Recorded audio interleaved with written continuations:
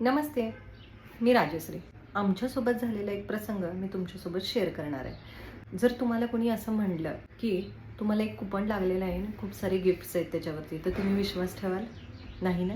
तसंच आमच्यासोबतही अशी घटना घडली होती. तीच तुमच्यासोबत मला शेअर करायची आहे आणि असं कोणासोबत होऊ नये असंच मला वाटतंय. सुरुवात झाली इथून, की डीमार्टच्या बाहेर मी एक कुपन फिल केलं होतं. बरं, माझ्यासारखं बऱ्याच फॅमिलीजनी ते कुपन फिल केलं होतं. त्याच्यानंतर मी विसरूनही गेले होते, की मी एक कुपन फिल केलेलं आहे आणि त्या कुपन फिल करताना मी माझ्या मिस्टरांचा नंबर दिला होता. बरं, आता 4 ते 5 दिवस गेले आणि त्याच्यानंतर एक फोन आला मिस्टरांना, की तुम्हाला कुपन लागलेलं आहे आणि त्याच्यावरती गिफ्ट्स आहेत.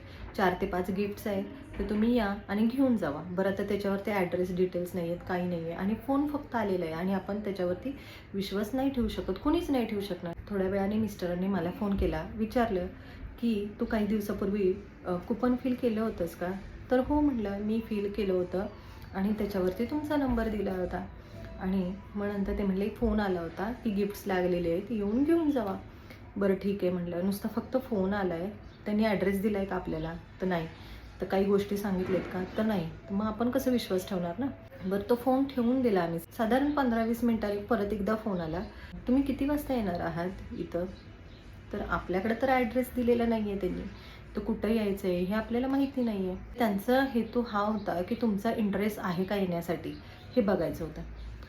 त्याच्यानंतर मिस्टरांनी मला सांगितलं, की त्यांचा फोन परत आला आहे, काय करावं आपण? तर म्हटलं, एक काम करूया आपण.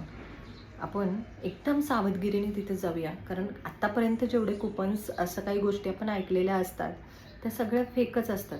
तुम्हाला एकदा फोन येतो, 2 वेळा फोन येतो, तुम्ही विश्वास ठेवू शकता. पण तेच फोन 4 ते 5 वेळा जर होत असतील, तर हे याच्यामध्ये काहीतरी शंका घेण्यासारखं काहीतरी आहे, असं आपल्याला वाटतं. थोड्या वेळाने त्यांचाच आम्हाला फोन आला, की नक्की तुमचं कन्फर्म झालं आहे का? तुम्ही येणार आहे का? किती वाजता येणार आहात? तर त्यांच्याकडून आम्ही ॲड्रेस घेतला. त्यांनी आम्हाला डिटेल्स सेंड केल्या आणि येताना की तुम्ही तुमच्या मिसेसला घेऊन या. बरं, आता इथं तर शंका उपस्थितच होती. ठीक आहे म्हटलं, आपण तिथं जाऊया.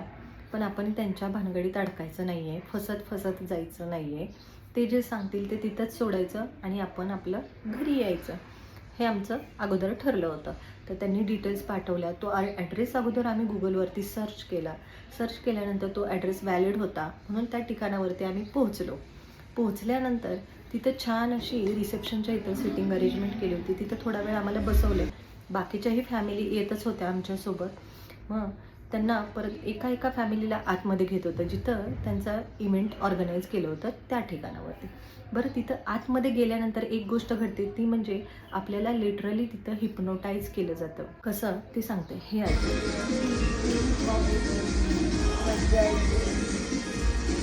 हे असे गाण्यांचे मोठे मोठे आवाज चालू ठेवले जातात. आपण त्यांच्या सगळ्या बोलण्यामध्ये इतकं अडकून जातो, की सगळं त्यांचं खरं वाटायला लागतं. इतकं ते भयानक आहे आणि खूप साऱ्या फॅमिली अशा अडकल्याही असतील त्याच्यामध्ये आणि तसंच आमच्यासोबत काहीसं झालं असतं. पण मिस्टरांनी जर त्यांची चातुर्य बुद्धीचा वापर केला नसता, तर ही गोष्टीत आम्ही अडकतच गेलो असतो.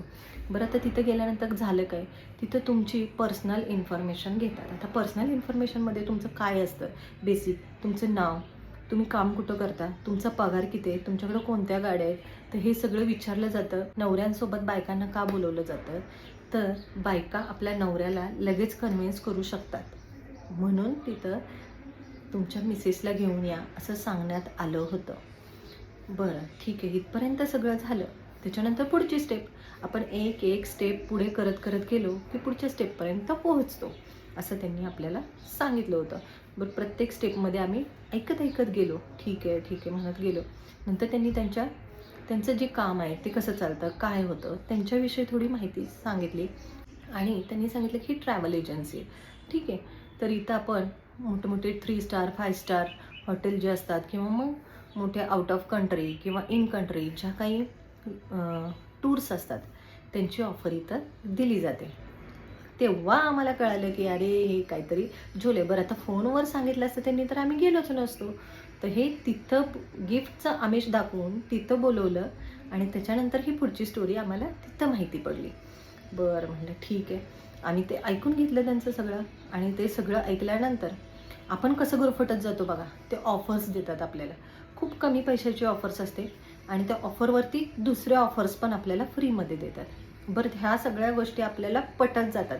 हां, तुम्ही हे घ्या, हे तुम्हाला ह्याच्यामध्ये तुम्ही बसत आहात, तुम्हाला कोणतं क्लासेस जिम लावायचे असेल तर ते आहे. वर्षातून तुम्ही 3 वेळा डिनरला जाऊ शकता आणि तुम्हाला 24 मूव्ही तिकीट्स फ्री आहेत असं सांगितलं जातं.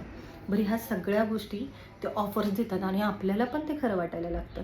आपण हे लगेच विश्वास ठेवतो, अरे हां, हे बजेटमध्ये आपल्याला दिसतंय, आपण हे घ्यायला काही हरकत नाही, असंच आपण म्हणून चालतो.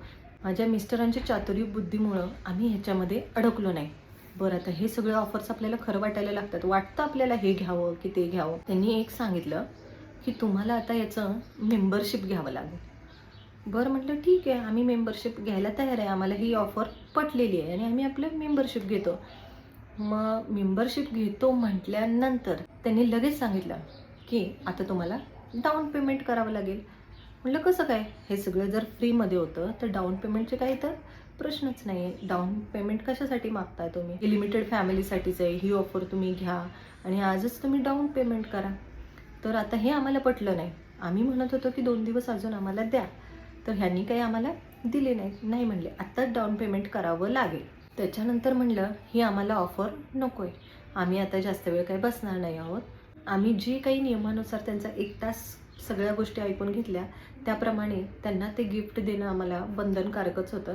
त्यांनी आम्हाला ते गिफ्ट दिलं, पण हे सगळं आम्ही त्यांना नकार दिल्यामुळं त्यातली काही लोकं जी होती ती नाराज झाली होती की ही फॅमिली आपल्याला कन्व्हिन्स होऊ शकली नाही. बरं, ते गिफ्ट्स घेतलं, आम्ही आलो घरी, गिफ्ट्स बघितलं, एकदम अगदी छोटं गिफ्ट्स होतं ते.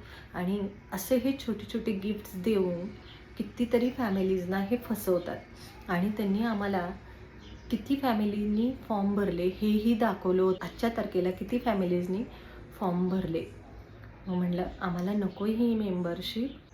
तर सांगण्याचा हेतू हाच आहे की असंच कोणी पण येतं आणि आपल्याला फसवतं, तर यांच्या फसवणुकीमध्ये आपण अडकायचं नाही आहे. आपण एकदम सावधगिरीने कुठंही गेलो तरी सावधगिरीनं जायचं आहे. आपल्या डिटेल्स कुणाला द्यायच्या नाही आहेत आणि दिल्या तरी एक असा कॉन्टॅक्ट नंबर द्या की ज्याच्यावरती आपला पॅन कार्ड नसायला पाहिजे किंवा आधार कार्ड नसायला पाहिजे. एक कॉन्टॅक्ट नंबर असा ठेवा की जेणेकरून आपण त्याच्यात फसणार नाही. आणि कुठलंही क्रेडिट कार्ड, डेबिट कार्ड कुठेही देऊ नका, त्याचा नंबर कुठेही देऊ नका. ठीक, हेच माझं सांगणं होतं. थँक्यू. पुन्हा भेटूया अशाच नवीन ब्लॉगमध्ये.